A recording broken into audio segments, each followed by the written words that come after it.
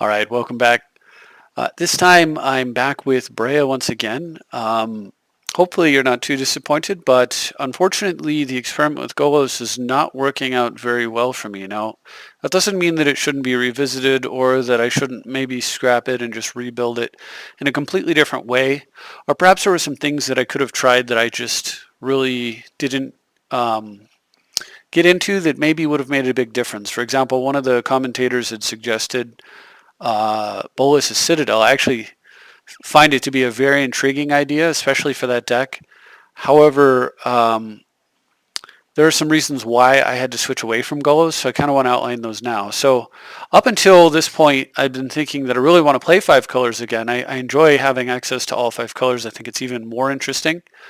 But the problem is that it's really difficult to find a commander that supports it for a control style build. So if you want to play combo, or if you want to play essentially haymaker style Magic with big mana, big plays, Golos is great. Or if you want to play like other varieties of Magic, there are other commanders that'll support that in five colors.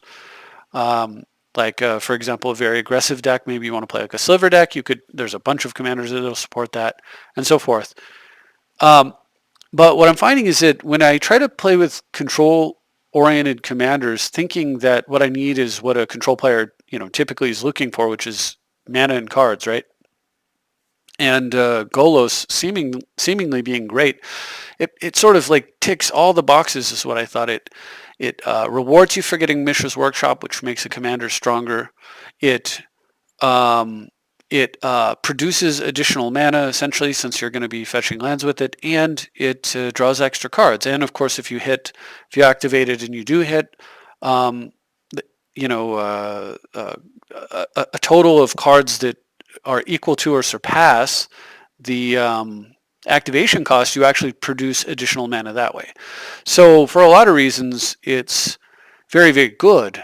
The problem is that's not actually, as it turns out, what the control decks need necessarily. I don't think. What the control decks need is kind of two main things, and it doesn't have to be both. You need a steady supply of cards from your commander, like either a steady supply or a large influx of immediate cards for relatively cheap, and that being the key. Golos is not cheap to activate. Super powerful once you do, but clearly not a easy thing to do. Contrasted to, for example, Edric, who is very cheap to activate. You basically just play him in attack and get extra cards. Or Nin, who is extremely cheap to play, and then the activation cost, a one-time deal where every mana that you put into him beyond the initial two is a one-for-one mana to card ratio, which is huge. Those two commanders are essentially very cheap source of cards. And if you can't get that, then the other thing that your commander has to do for you in control, I think, is that it needs to address their commander most of the time. It needs to address creatures. So because commanders are a recurring resource, you can't afford to trade one for one, like first I lightning bolt your commander, then I swords to plowshares your commander, then I terror your commander, and I'm slowly running out of resources. I need something like Breya where I can remove your commander from the board now and the next time you play it, so that it can force the game to focus on your deck contents battling against the contents of my deck, and my commander battling against your commander, so that it evens out and you have essentially parity, and you get the game back to a nice, essentially a fair battle that if their deck is built primarily for commander abuse, often means you're going to win the game because it removes that sort of easy win button from their arsenal. So Golos just doesn't tick either of these boxes, right? Like it does give you some extra mana, kind of like Omnath does, but nowhere near as much, nowhere near as easily. It is better, of course, than Omnath just because it gives you access to blue, but um, in terms of potency, Omnath is actually stronger in terms of the effect it has on the game. And Golos doesn't provide cards like Nin or Edric cheaply. It provides it at a very high premium. Um, and it does nothing to control the board, basically. I mean, a 3-5 wall is okay, but not particularly effective, especially if their commander does not need to attack to do its thing. For example, you play Golos and they've got Nin, and they just don't care at all. Unless you ultimate Golos and do something really great with that, it's totally useless. Versus you play Brea and they play Nin and you've got something going on. You play Edric and they play Nin, you've got something. You play Nin and they play Nin and you're in good shape. So there's a lot of scenarios where your commander should, like Nin is sort of like a really good measurement stick, because if your commander is bad against that commander, or another one might be Urza, or another one might be, something along those lines. But if your commander is bad against those types of things, then it's probably bad, because eventually you'll be seeing cards like that, and you have to be able to use your resource to counteract their resource. And unfortunately, Golos just doesn't do that. So I'm going to keep looking for 5-color commanders that might fit the bills now that I have a better understanding of what that is, of the boxes that need to be checked. But for now, unfortunately, it's just got to go. I'm going to have to play Brea. That's not unfortunate. I do enjoy Brea quite a bit. And it's amazing how much more powerful this deck is after switching from Golos to this and losing tools, right? Because I don't get Oko and I don't get Ren and 6, I don't get Sylvan Library. Very, very powerful tools. And yet this deck actually feels better, stronger, faster. So better at controlling the board, just more reliable of a deck. And also there's one other thing. The thing that I noticed about Golos is that basically you can't really afford to play, unless you build the deck with, a pretty good concentration of creatures, you can't really afford to play equipment in that deck, because you don't get the leftover creatures to, especially the leftover flying creatures like you do in Brea, to carry that equipment to enable it. And that actually matters quite a bit, because the equipment in this deck is very, very strong. Sword of Feast and Famine, Skull Clamp, and Jitte, for what they do, there are very few cards that are actually as good at doing what they do. In fact, there may not be any, in terms of just like the amount of raw cards you can draw, like a clamp on 2/1/1 flyers is 1 mana to draw 2 cards, but you don't lose a card, right? Which, if you look at Ancestral Recall, it's 1 mana to draw 3 cards, but you lose a card. You lose the Ancestral itself. So basically, a Skull Clamp and a Brea is double Ancestral Recall. Although you're not going to see 6 total cards, but in terms of just sheer card value, right? Sword of Feast and Famine is a totally ridiculous card. The fact that you get to Disrupting Scepter your opponent and you get constant mana rebates is huge. Of course, the combo with Lunar Orb is beautiful as well. Card's just amazing.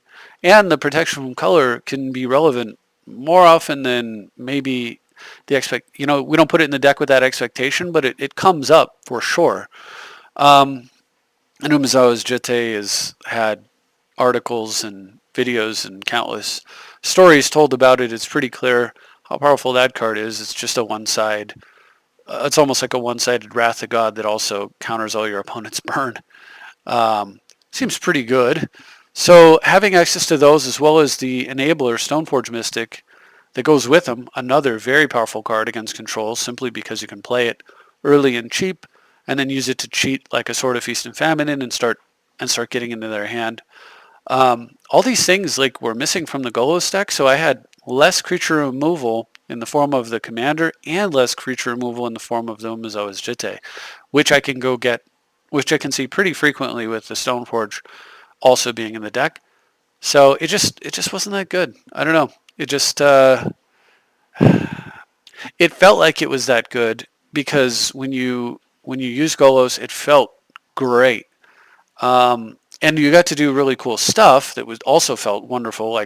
Just playing Oko feels awesome. But at the end of the day, I ran into some serious trouble once I played against a comparably powered deck that also had a commander I needed to kill, and I just couldn't do it. which is very frustrating. So think about Golos facing down like a Kess, for example, and the fact that they're going to be replaying their graveyard for multiple turns before you ever get Golos on board means that you're not going to get Golos on board, and you're probably just going to lose the game while you sit there and look at your 3-5, or Urza being another good example. So coming back to Breya, I have made some changes to the deck though. One thing that I did was I kind of like pulled out how many cards I specifically had dedicated to creature removal and nothing else. So I'm not going to count life gain on them as always just it's a creature removal card. You can see on the right, I've actually organized those cards.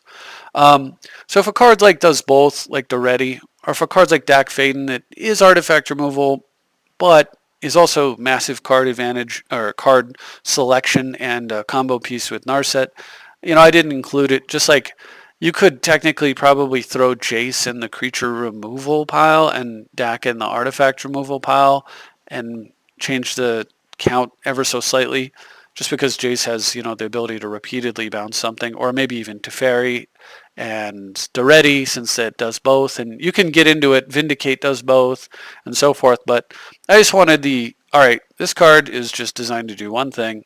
How many of those am I playing? And I was running 5 creature removal spells, and I was only running, at the time, 1 Vandal Blast, and everything else was relying on the other cards that have dual uses. I didn't have any of these cards. I may have had Vandal Blast and Disenchant, but I didn't have Seal, Fragmentize, and By Force. And it wasn't enough. And when I played against a very strong opponent playing Urza as their commander, then I ran into this issue where I just didn't consistently have removal for all of the nasty artifacts that, like, once you build a deck that's designed around playing nasty artifacts, you realize a lot of the times, like, if I lost a game, artifacts and enchantments, if I lost a game, I would lose a game primarily, occasionally to just the nut draw, like my opponent would just get an absurd draw, or I would just get a super fragile draw and he would have, like, just the right way to break it, or even the shuffler wouldn't deliver and I'd lose to myself. But outside of that, all of my losses were artifacts and enchantments. This deck, because Breya is a commander that deals with other commanders very easily, and we've got a ton of creature control, this deck doesn't typically lose to creature-based strategies. I mean, you can lose to anything, but typically it's just not happening. So we really needed to plus up my artifact and enchantment removal, because that's where the pressure was. And the thing with artifacts and enchantments is that if your opponent's running like Soul Ring and all the good cards that they should be running, you actually have less time. Like, you have more time to deal with a Llanowar Elf than you do a Soul Ring. Like, you need to get that thing off the board immediately, or you're in big trouble.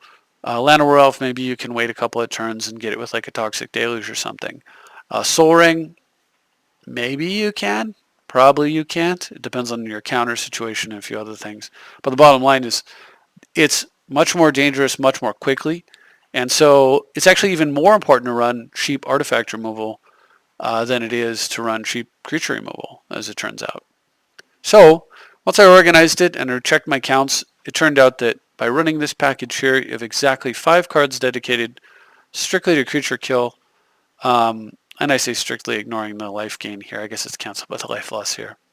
And 5 cards devoted strictly to artifact kill. I say artifact kill, but of course we're ignoring the fact that these also kill enchantments. And there are some very threatening enchantments, like Sylvan Library, for example. I've got 3 ways to kill it on turn 2 mana, which means hopefully you can get rid of it before your opponent actually gets to use it, which is a big deal.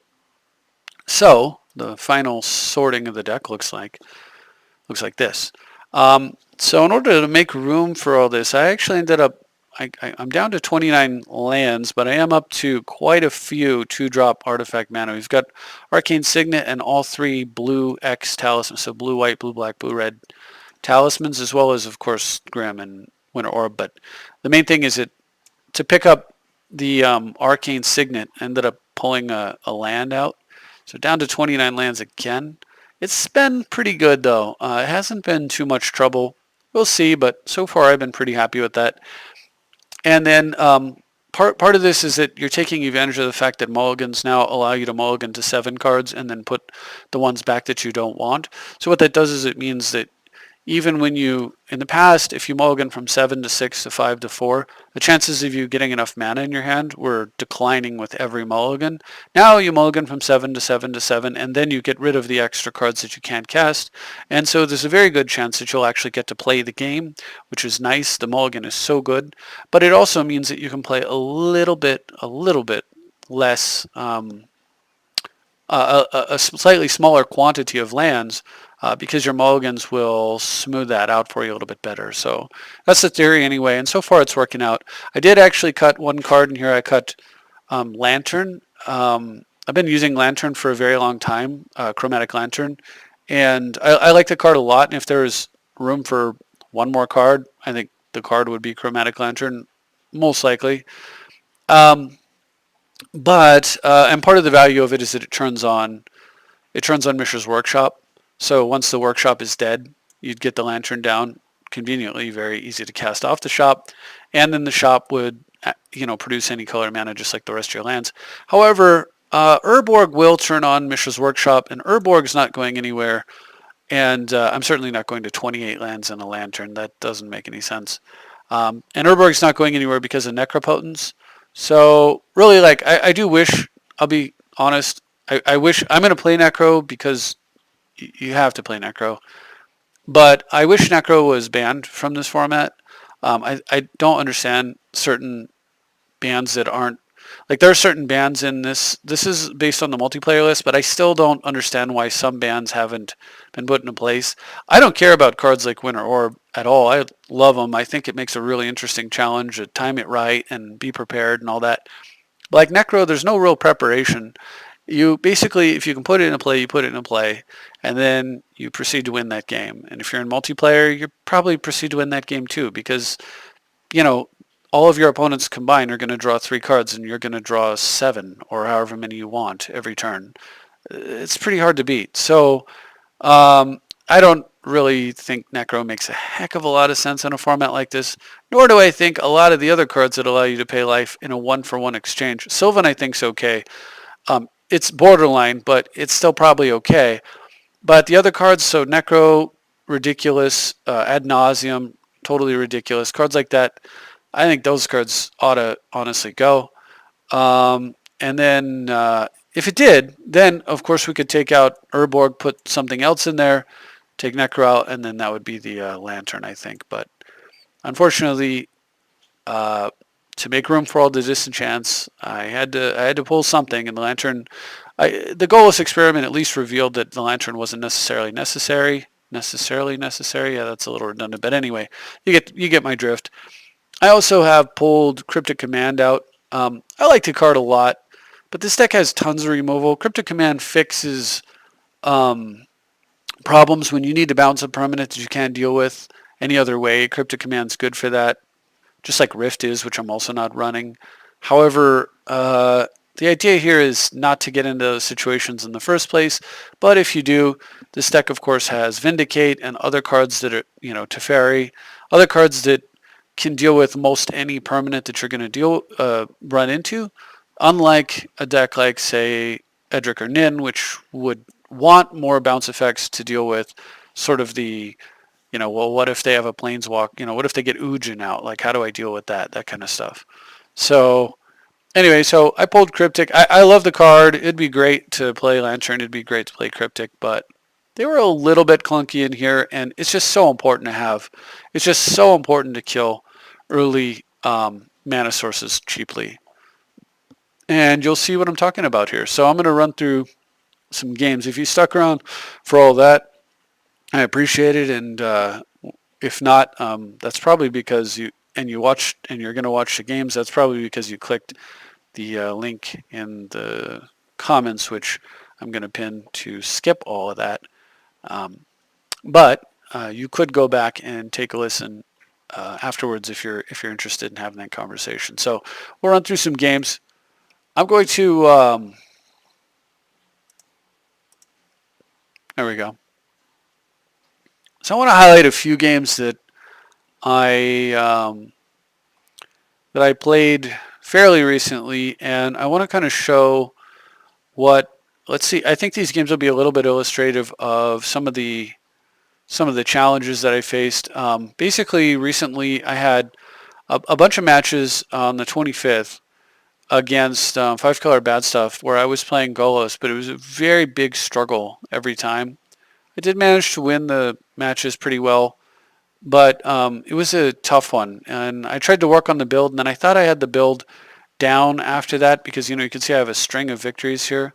And then I ran into this opponent, KG here, and I had look at this, a loss, a win, loss, loss, loss, win, win, win, win, loss, loss, loss. See all those losses though? It was a very painful experience to pretty much get my butt handed to me repeatedly over and over. And that was with Golos, and it was against Urza, the commander Urza. And that was when I realized it wasn't just a fluke. Like I played and played and played, and I realized it wasn't just a fluke. It was a problem in the commander, the problem that I explained already. So I went back and I was like, okay, I got to build. I'm going to switch to Breya and see if maybe it's just that the deck is so good that I just can't deal with it, or maybe it really is the commander. I switched over to Breya for the last 2 games, and I won them both pretty handily. And I was like, okay, so let's play some Breya for a while. So I got a bunch of wins against randoms, quite a few for a very long time. And then KG showed up again, so I was like, okay, cool, let's test Brea out. Started out a little rocky, went 2-1, and then I had a couple of nasty losses, 0-2s, both of them, and then a 1-2. And finally, I was like, okay, what is the problem here? And that was where I identified the issue with just not enough disenchants. The games that out of the 2 0-2s, I just got completely bowled over by not having enough disenchants. And in the 1-2, the one that I won, in the 2-1s that I won, I had more disenchants. And then from there, or excuse me, I drew my disenchants in a timely manner, so I managed to win those games. So that's when I put 2 and 2 together. I just said the deck, and then as you can see, 2-1, 2-0, 2-1, 2-0, 2-0, 1-0, 1-0, 1-0, 1-0, still doing fine against other opponents. So I want to run through that final set. I'm going to start with the missing disenchants portion, and so you'll see me struggling and getting my butt kicked here. And then, like I said, some of these, is just when you play 2 powerful decks, sometimes one person will just win. And there's almost nothing you can do about it, and that's okay. I actually like that. I think that's okay in a format because I think that the playing lots of games actually brings out the victor correctly, and having a few games where, like, rather than having a bunch of games where you just 2-0 all the time, having some games where you occasionally lose a game in the set because they get the crazy draw and it feels really good. It makes it more interesting, honestly, to play for both opponents because if you're the one that's winning, you can't take your opponent for granted because they could always have those really good draws. And if they're the one that's losing, they always have hope that they can win a game and maybe even win a set. All they got to do is like maybe have one of those good draws and then just have one of the other games work out. And as you'll see, even in the games where I did pretty well, towards the end there with the additional disenchant package, it is still quite a challenge. So we're going to start in the beginning though. We'll start with the 2-1 that went, my favor, and then you'll see these series of losses and then the changeover and how it went from there. So let's get started on that. And if you made it this far, I'm glad that you were interested in the conversation portion. And if not, welcome to the gameplay. Either way. So we'll get started here. And I was testing out, there were a few cards I was testing out. I was actually testing out Underworld Breach in this deck. And the reason I was testing is it looks to me like Underworld Breach is kind of a mini Yawgmoth's Will that's cheaper. So as I said, KG here is playing Urza. And so it looks really good to me, and I think maybe the card should be in the deck. I mean, Yawgmoth's Will is an insane card, and Underworld Breach must be pretty daggum good. However, I don't know where it would go. So for now, it is not in the deck, but if anyone has any suggestions, we'll try it out. So this is a pretty bad start for me, right? Opponent has fast mana and sinkholes my first turn land, basically. So yeah, pretty gnarly, but I do manage to find some lands off the top. I'm going to run out Confidant here. If it gets countered, then my opponent doesn't get to charge the Amulet, which means no Jace coming down. If it doesn't get countered, then I need to dig for answers, and that's okay. However, that's not accounting for Lotus Petal, which allows Jace, or sorry, I said Jace, Urza to come down anyway. And all I can really do is just try to catch up on mana and try to get some cards. Opponent charges Jeweled Amulet with the Construct at end of turn, and then gets down with an Tezzeret, which is really bad news. Runs out of Crypt into Orb, which means now I've got to deal with Orb on back of an Urza. Fortunately, I tutor up a Vandal Blast, so I'm out of that problem. Opponent says the payload has been successfully delivered right before I Vandal Blasted it, which was nice. But I am still in a world of hurt, and then down comes the Jace, bounces the Dark Confidant, and then, more importantly, Tangle Wire comes down, and then a Windfall. The Windfall isn't the issue so much, although it did reload some cards from my hand, but the Tangle Wire is a huge, big deal, not good at all. You can see I had Chromatic Ori in here. I was also testing that. Ori is an absolutely insane card, and I loved having it in here. The problem is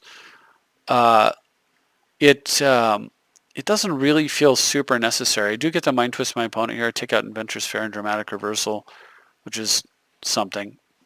I had to tutor for a Mana Crypt there. Tangle Wire's making my life miserable. And of course, Tezzeret and Jace are a problem.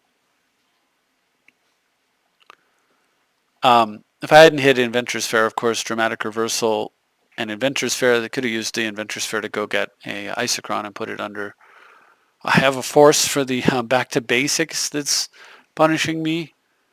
I mean, this is not good. Karn comes down and produces a construct, and then my opponent activates their commander and hits Dig Through Time. So pretty miserable, and I've got almost nothing here, so I'm pretty sure this is the game I lost. Everything just kind of worked out. I was on the back foot. I put up a good fight, but I do have here with Narset the potential to get something going, so I do play Breya here, and I decide to kill Jace, because if I don't kill Jace, he could really just bounce my commander for tempo. I'd sack something, and I'd be in big trouble. The problem is that those constructs just hit too doggone hard, and there's going to be a third one coming. But if I can get something going with like a Yogg-Will, maybe I can Vandal Blast. Now this version doesn't have all the disenchants. It doesn't have by force. So having had to use my Vandal Blast early means the only way I can replay it is Snapcaster or Will. And then my opponent gets an Emery of the Locket down, which is just more problems for me. Cheats out a winner or tutors up a Memory Jar and uses it right away, which is a little bit interesting. But I guess with so much mana, it's probably fine and correct. Can't remember what we're getting here. So opponent plays a Transmute Artifact, tutors for a what? We'll see. 4 mana floating. What's coming out? I don't remember what it was, but I mean, bottom line is I've lost this game. Like, opponent gets to dump their hand off the Memory Jar, and I get to do absolutely nothing. And then when this is done, I go back to just having a hand of 1 card and top deck pretty much nothing and die. So that was a start, and that was indicative of things to come. But at first, I do okay, right? So I win the next 2, and this is me. So I'm thinking, now once again, I've got fast mana, though. So either I had fast mana or a solution to fast mana or both. Here I actually have both. So I win these 2 thinking that, okay, well, that first game might have been a fluke. And then quickly realized it was not a fluke. It is a design flaw in my deck. Now, it's funny because I'm the one who's harped for a long time on having a solution on how important it is that you need a solution to Soul Ring and Mana Crypt, and here I was playing with barely any answers at all. And getting away with it for a long time because my opponents just weren't putting enough pressure on me. All right, so my opponent imprints a Chrome Mox with Miscast. And at the end of their turn, I go for trying to put Sword of Feast and Famine into play, and it gets stifled, which I don't mind at all. So now on my turn, I get to play a Mox Opal. Because it cost my opponent a card, and it cost me, I mean, it gave him some tempo, and they would have lost a card anyway. But even so, it's not a permanent solution, so it's still really good. Opponent sneaks out a Mana Crypt and then plays a Search for Azcanta. I don't counter any of that. Instead, I put Sword of Feast and Famine into play. Excuse me, and I Enlightened Tutor. Go and get Crucible of Worlds. My hand's really good. I just need to get some more mana, and Crucible will give me lands, which I can then untap with Sword of Feast and Famine, which means that each land I get is almost like getting two lands. So I really want this Crucible so that I can continue to hit my land drops. Take a Thorn of Amethyst out of my opponent's hand. Makes perfect sense for him to discard that. It's not looking too good here. Does a little searching for Azcanta, gets rid of a Fierce Guardianship over there, plays a land, and goes for a commander, I believe. Unfortunately, I have to Force of Will that. My Force of Will gets Flusterstormed. I have to use Fierce Guardianship, and I pay for some of it and then counter back, and we move on. I've just dumped my whole hand. Very painful experience. I do top deck a Copy Artifact, which is something. But more importantly, I'm going to play Breya pre-combat. I got another land for Crucible, and I get to attack my opponent's hand. And here's exactly what I was talking about before. I have my command, and I get back to basics. Holy smokes. But here's what I was talking about before. I have my commander out, so while normally my opponent could flip their Search for Azcanta and play their commander and get right back into the game, with Breya, that's pretty much not going to happen. And so what a big deal that is to have that Breya as opposed to whatever else. I'm not actually sure that I had a Copy Artifact here. I don't know what I would be copying here. I mean, theoretically I could be copying the sword, but I don't think so. I think that part's bugged, but the rest of the game was, as is. And as you can see, Brea's ability to completely shut his commander down is a huge deal. And so it allows me to win that game. We move on to game 3. And opponent gets to go first, but I have artifact removal, and I can go get some artifacts for me. Leads up with a Lion's Eye Diamond to Aether Spellbomb, which means if desired, sorry, did I say Lion's Eye Desire? Lion's Eye Diamond. Anyway, if my opponent desired, they could have played a first turn Urza, but that's not. Unlike some commanders, it's not as good in that. LED is actually another card that I think should totally be banned from the format because it doesn't interact correctly with commanders, and I think that's a problem. Anyway, I'm going to go for a Strip Mine here, clear my attack step. Opponent bounces their Spellbomb. I'm cool with that, and then I run out some Vedalken Shackles, which means I don't have to worry too much about Urza, and I'm way ahead on mana. Anyway, LED. The problem with it in this format specifically is that the punish that you're supposed to work around, which is discarding your hand, does nothing in a format. Well, it does something, but it doesn't interact well with commanders, and that's not good. So it allows the commander allows the opponent to hide a card from LED, and that's a big problem. Anyway, here I'm going to go ahead and search and dig a little bit in response to a Narset just to see if there was like possibly some kind of Force of Will effect that I might like to use here. I'm using a little bit of timing tricks, and I don't find anything like that. So Narset comes down, my opponent digs, and grabs himself a Misdirection. So a free pseudo counter spell. It's a card I'm going to have to work around here a bit. All right, on my turn, I'm just going to play a Trinket Mage. I'm sorry for the yawns. Into Mox Opal, into Teferi, none of which can be misdirected. And then with Teferi, I'm going to just plus it up and pass. Now, I could have minused it and picked up my Crypt and then replayed my Crypt and used my Crypt to play Sensei's Divining Top and then use the top. Plus drawn a card. And in retrospect, I think that would have been actually a better play. Would have been more correct. But as it turns out, it's all right here. I get the Teferi down and Opponent does like a very nice Winter Orb Urza setup. However, I'm not going to be scooping to that this time. This is totally fine for any number of reasons. In fact, every number of reasons. I have Vandal Blast, I have Vedalken Shackles, I have Teferi. This is not a problem. Opponent does tap to Winter Orb here, but, you know, not a big deal. We'll go ahead and just Vandal Blast the LED since opponent has no cards in hand, and I don't know what they're planning to do with the LED. Now I make that crypt play and pass. Oh, I cheat out a Sven's Reclamation, I'm sorry, and then use a Strip Mine to kill the Workshop and then pass. Because I figured the only way that the opponent could recover here was with a really good play off the Workshop, and I just didn't want that to happen. As it turns out, I believe he revealed his hand was something, I don't remember what it was. It might have been Vedalken Shackles, or it was something else that was really good. Could have been Memory Jar or something. But killing I think it was like Memory Jar, killing the Workshop actually set him back massively. And then from there, the handwriting's on the wall and I got that game. All right, so now we get into some games where I'm going to lose. And yeah, these are rough. But unfortunately, just how it goes. So this one, I mulligan, I double mulligan, I throw away Through the Breach and some other card. I've got a hand with some potential. My opponent's got a fast start as well. I mean, I have the ability to maybe cheat, like Sven's back a fetch land to get that second blue. Here I naturally draw it. So overall, like if my opponent doesn't do anything too crazy, mental misstep on my vault. That's still okay though. I mean, if they don't do anything too crazy that I have to force with the mana drain, I'll be all set. Problem is I'm going second and I'm a turn behind.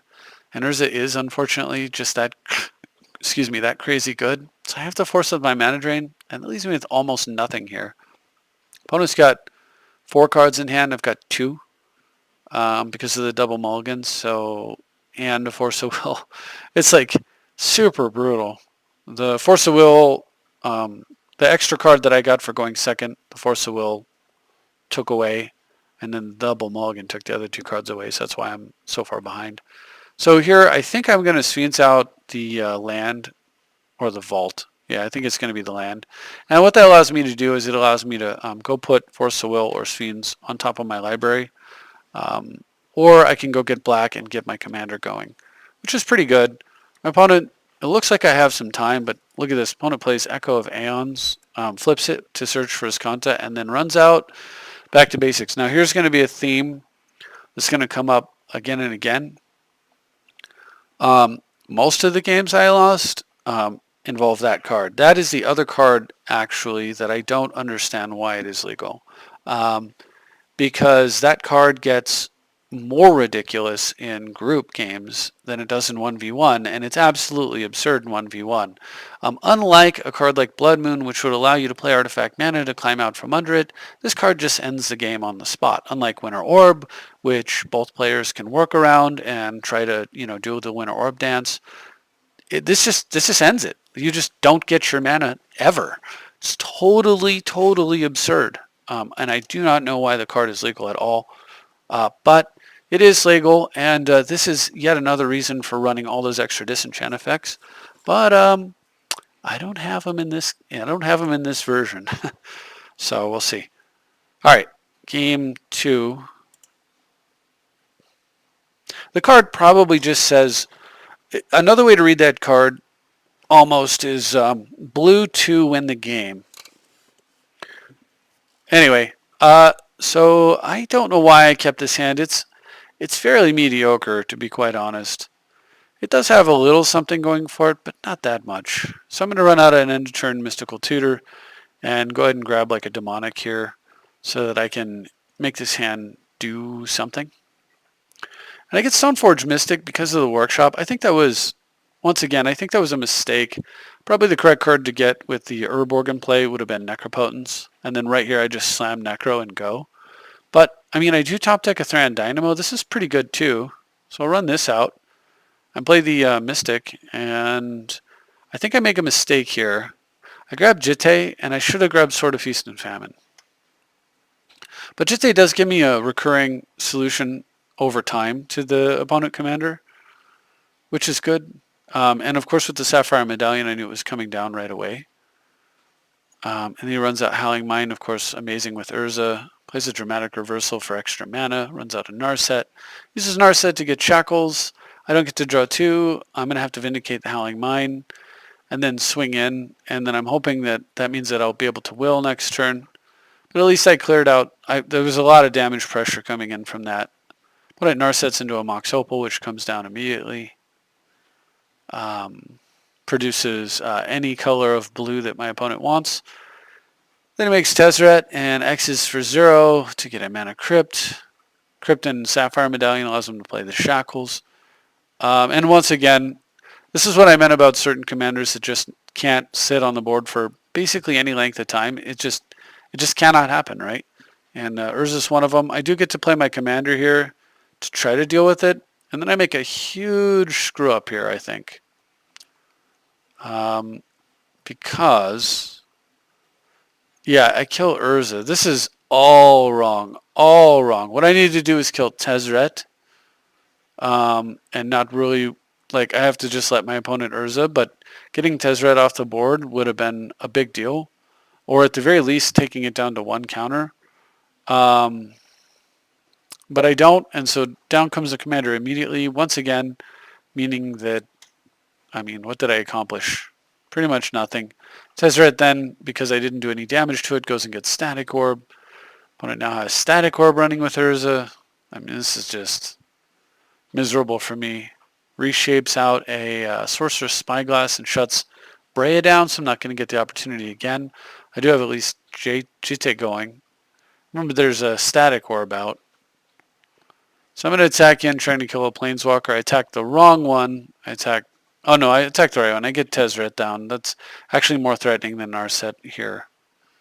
Go for a will, and my opponent has some kind of counter, I think? No. Anyway, has no counter, but I tutor and I go get Vandal Blast. And then oh, that's what happens.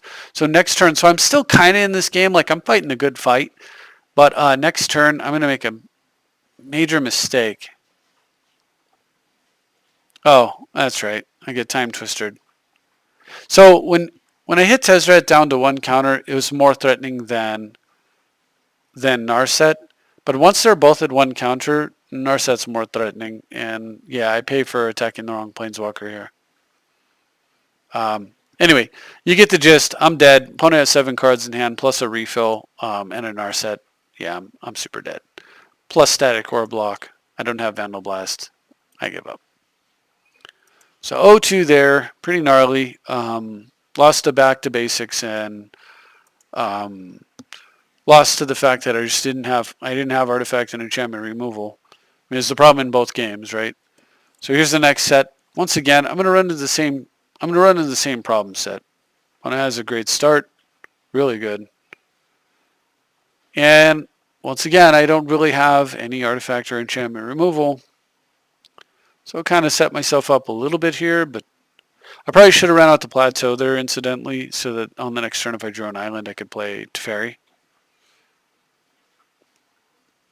But I think I did it this way as I was hiding the Plateaus in case I wanted to run out the STP, the Swords of Plowshares.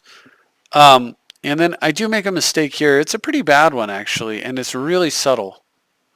So, or maybe it's not that subtle, but it's a bad one.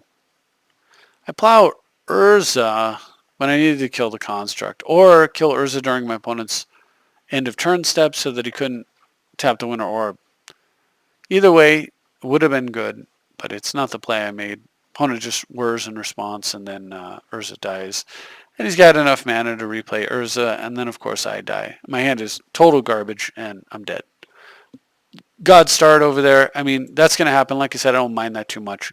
We move into the next game, though. Though it would have been wonderful had I been able to disrupt it with some disenchants.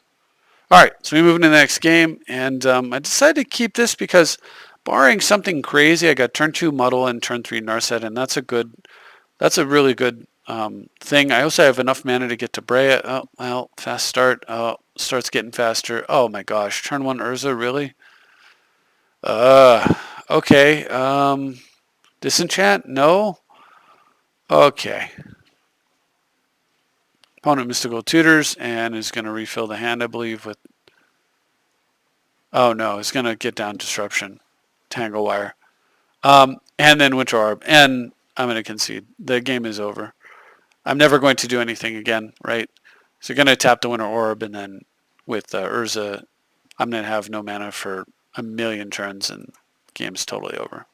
So that was game 1 and game 2. Once again, I mean, of course, the second one was even worse than the first, but like, couldn't kill artifacts and enchantments. Big problem. Died to artifacts and enchantments. Now, I think that was that the second set of games? I think it was. Let's see. Yeah, that was the second set. Okay. So there's the first 2 sets of losses, and then I have another loss. I do go 1-2 here. I don't know which one I won or why, but I'll bet it had something to do with having a disenchant or a nut draw. I'll bet I won this one. Opponent has first turn Soul Ring, and I've got first turn Land Crypt Shackles. I decided to do Shackles instead of killing the Soul Ring because clearly my opponent doesn't want to play their commander into my Shackles here. Because if I play an island, I just take it. But my opponent does play their commander into Shackles, which is so gnarly. Then transmutes away their Chrome Mox and gets a Crypt. Now the other reason though that I waited on the by force was that I wanted to get multiple targets. So I do end up doing that, and we do that now. Take some damage and bang. Look at that beautiful play. Oh, it feels good to have extra artifact removal in here. At this point in the game, I had added 1 additional artifact removal, which was by force. I was hoping that would be enough, but I don't have the extra disenchants. And of course, back to basics, and cards like that need disenchants. So still wasn't enough. And also, having just 1 extra wasn't consistent enough. But it served me well this game, so you can see like my opponent's on the back foot all of a sudden. All I have to do is draw an island. I can't seem to do it, but I do at least get to play my commander uncounterable, and that'll be good enough, I think, for a little while. All right, so upkeep. Hopefully it doesn't get stifled. Get that killed. One plays a Sanctuary, and then runs out a Grim Monolith into Urza. Once again, back. Okay, can I draw an island? Yes, Mystic Sanctuary is actually an island. That'll do. All right, so I'm going to steal Urza, and now things get nice for me because I can tap Breya for mana and use it to play Tezzeret, and then I get to put my opponent in the same bind that he likes to put me into, which is the Urza Winter Orb combo, and that game is over. All courtesy, really, if you think about it, to by force and some fast mana. But fast mana without by force wouldn't have been good enough there. All right, so I have to mulligan multiple times here. I end up keeping this fairly sketchy hand, but it has potential, a lot of potential with the mana drain. But then he's got an Ancient Tomb into back to basics. And I've got Disenchant, so I don't immediately concede. But it does lock down my opponent's Ancient Tomb, but of course it's monocolor. Gets a Workshop. I only get to use it once, but that can be enough. Alright, so I'll play Land and Pass. This is definitely not guaranteed to be a loss. Like, if I could mana drain a really good spell, I could run the mana into a Coalition Relic and then disenchant B2B. Would be really good. But decide to wait on the B2B play, and my opponent stifles my fetch.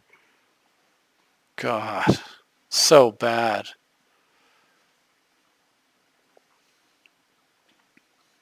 Then Time Twisters away my disenchant. And I get a Force of Will with no blue cards. Opponent runs out a bunch of nonsense. And yeah, I have absolutely no play that I can make whatsoever. So I'm just going to gain some life and lose some life thanks to Inventor's Fair and Mana Vault. Not that the life gain is particularly relevant. It wouldn't matter for another 38 turns, which would never happen. Does manage to play an Urza. And of course, I don't think I can afford to counter that. What I'm really hoping to do, and you can see I still have Chromatic Lantern in here, which would have been a disenchant effect. That would have been like a Fragmentize for Back to Basics to have gotten in the game a little bit earlier, maybe. But what I can do is I can run out Trinket Mage, and I did get a blue spell for Force of Will, so we'll Trinket into Crypt. And the hope here is that I can draw a land. So if I can draw a land, I can land Crypt, Crucible, and then that would get me fetch lands after that, and maybe get me going to where I can Toxic Deluge away the board and try to hit mana drops. But I feel like I don't know what Deadeye Navigator does in there, but I try to force it. My opponent misdirects, and I'm like I don't know. I feel like maybe I conceded too soon. I should have let him do whatever the combo is. I assume it's Flickering Urza. Then you get a construct. You can tap the construct for blue. Basically, my opponent's not going to get infinite constructs per se with that combo, but just a lot. It's going to be enough. It's going to be too much. So, all right. So we move on to game 3, or was that game 3? Yeah, we move on to game 3. I take a mulligan, a double mulligan, because my hand really, the first hand was totally serviceable, and I probably should have kept it. But I was thinking, like, I need speed because I don't have artifact kill. I don't have enough artifact kill, and I just need speed to try to keep up. And then my opponent gets this crazy start. Look at this. So bad. So I impulse, so bad for me. And I do see a disenchant effect, so I decide I'm going to go with that. Maybe try to stay in this game here. So I go ahead and kill the diamond. It shuts off the opal also. So for right now, I'm okay, but workshop into Howling Mine. So bad. And it's right back to just not a good situation once again. I need more disenchants, and I don't have them. So I decide I'm going to play Breya because maybe I can pressure my opponent while the mine is going, and then this will convince them not to play their commander and tap it. And then so, I was thinking maybe I could get something happening here. Obviously not super hopeful, but hey, there's our old friend Back to Basics. And that's it. Game is over. So very annoying. So I add some disenchants, and then you can see 2-1, 2-0, 2-1, 2-0, 2-0. Very good after that. I can run through some games, but I think actually I'm a little bit tired, so I'm going to save the second set, and this video has also gone for a very long time due to the initial intro. So I'm going to save the second set for the next video, but in that one, hopefully we'll run through the rest of these KG games. We'll run through these Rototaro games as well, and then maybe at some point I'll back up and we'll take a look at some of these 5-color bad stuff games. I'll take a look into that. But in the meantime, or hopefully he'll just pop on and we'll get some more sets, and then we can use whatever that material is for the next set of videos. So, but that's all I've got anyway. Thank you very much for watching. Hopefully you are not too disappointed with the outcome. I'm a little disappointed. Not that I don't absolutely adore Brea. I do, but just that, like I said, it would be nice to have options like with some newer commanders that currently, unfortunately, just don't really exist. I have to look for that elsewhere. Continuing the hunt. And in the meantime, thank you very much for watching, and I'll see you next time.